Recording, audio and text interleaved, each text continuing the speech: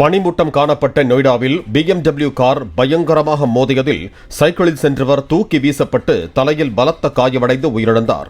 கல்வி நிறுவனத்தில் பணியாற்றும் அசோக் சர்மா என்பவர் பணி முடிந்து வீடு திரும்பிய போது பின்னால் வந்த BMW கார் மோதியதில் சைக்கிள் இரண்டாக உடைந்ததாக கூறப்படுகிறது.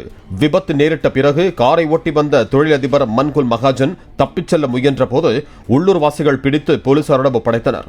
காரில் சிகரெட் மற்றும் காலி மது பாட்டில்கள் இருந்ததால் ஓட்டுநர் குடிபோதையில் இருந்தாரா என்று போலீசார் விசாரணை நடத்தினர்.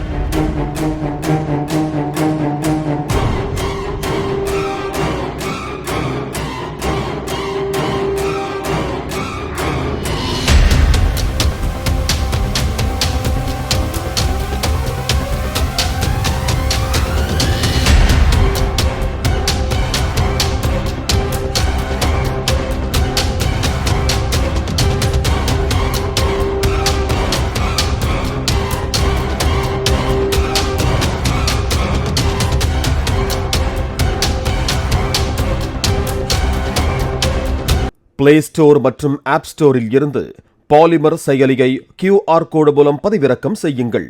செய்திகளை உடனுக்குடன் பெறுங்கள்.